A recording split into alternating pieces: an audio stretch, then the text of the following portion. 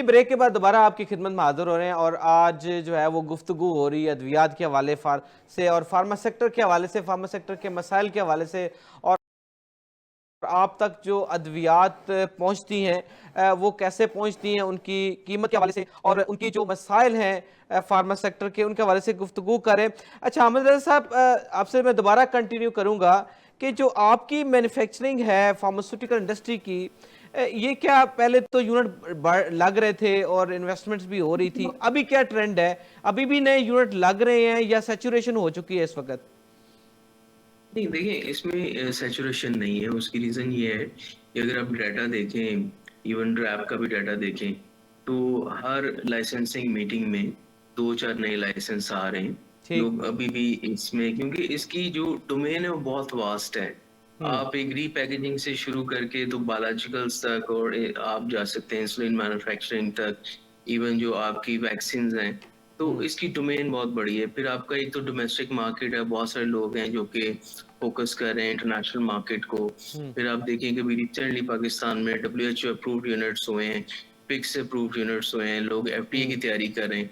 क्योंकि हम्म। अगर आप पूरी दुनिया की मार्केट में पाकिस्तान का हिस्सा देखें तो वो हम्म। 0.20% है। हम्म। The total pharma market of the world is around 17 billion trillion US dollar, हम्म। और हमारा सेगमेंट तो उसमें जस्ट 4 बिलियन डॉलर है। हम्म। तो there is so much you can exploit domestically.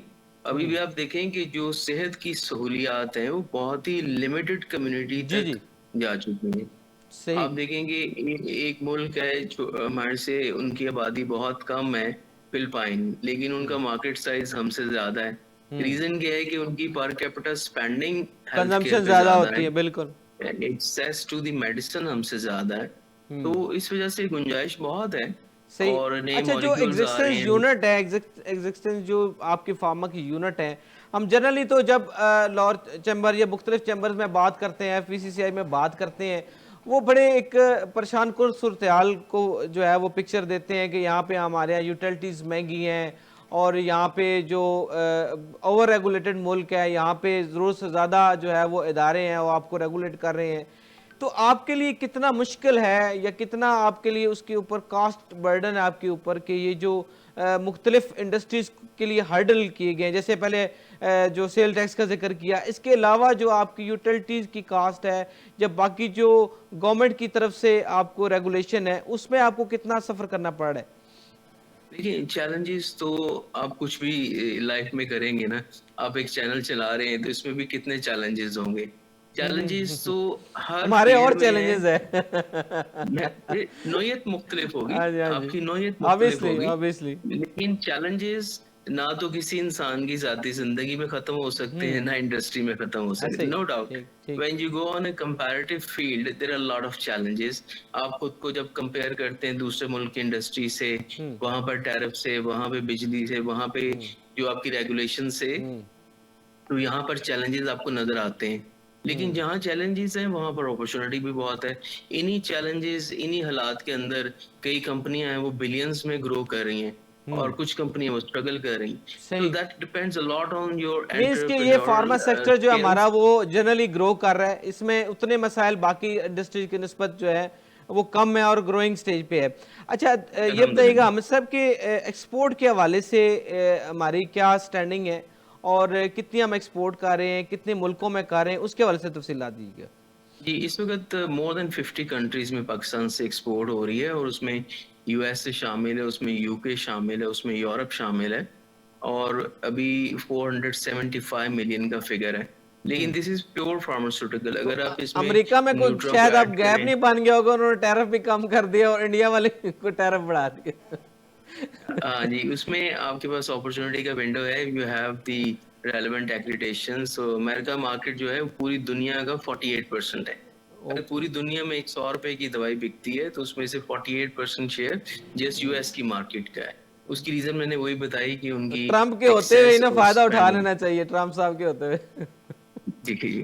तो सही। इंशाल्लाह ये है कि बहुत ज्यादा स्पेस है, बहुत हम्म। अपॉर्चुनिटी है एक्सपोर्ट में, और हम्म। लोग काम कर भी रहे हैं, और उसमें बहुत फ्यूचर है पाकिस्तान के लिए।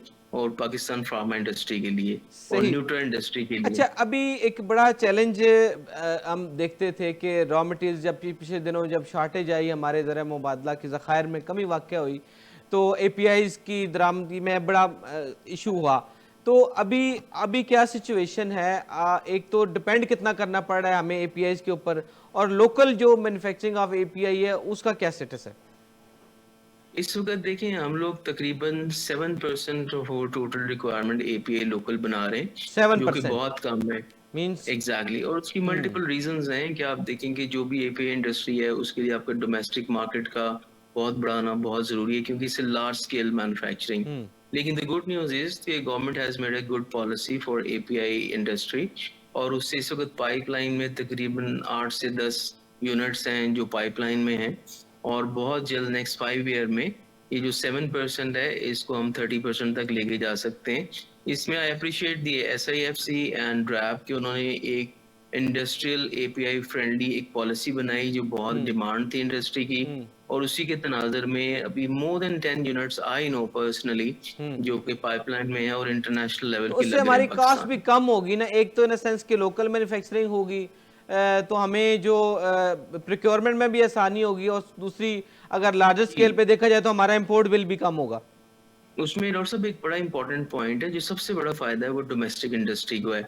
अगर आप एक मैन्युफैक्चरर हैं और आपको एक इंपोर्ट का मॉलिक्यूल चाहिए, आपके पास बैंकिंग चैनल ऑनलाइन है, आपके पास ह्यूमन रिसोर्स पूरा है, आपके पास पैसे भी पूरे हैं, तो आज आप इनिशिएट करते हैं तो 45 टू जी जी 60 डेज का जी जी, चाइना पूरा से यूरोप साइकिल से है जो आना है, वो कंटेनर में टाइम आपके लगेगा। पास आएगा। हम्म। तो अगर लोकल इंडस्ट्री है तो 4 घंटे से 2 दिन तक का टाइम है, हम्म। तो that's very very good for the local industry. हम्म। सही। होप्स हो कि जो आपका हमारा जो एपीआईज हैं वो अभी यहाँ मैन्युफैक्चरिंग शुरू हो, और फिर हमारी जो फार्मास्यूटिकल की गुड्स की कॉस्ट है वो भी निस्बतन कम हो। अच्छा उमर साहब, ये बताइएगा कि हम ये तो देखते हैं कि जो मेडिसिन की जो हवाले से, बल्कि एक ब्रेक लेंगे उमर साहब, मैं यहाँ से आपको कंटिन्यू करूंगा कि जो क्वालिटी स्टैंडर्ड्स हैं मेडिकल डिवाइसेस की, उसको कैसे देखा जाता है और क्या रेगुलेशन है। ब्रेक के बाद दोबारा मैं आपके पास आता हूँ।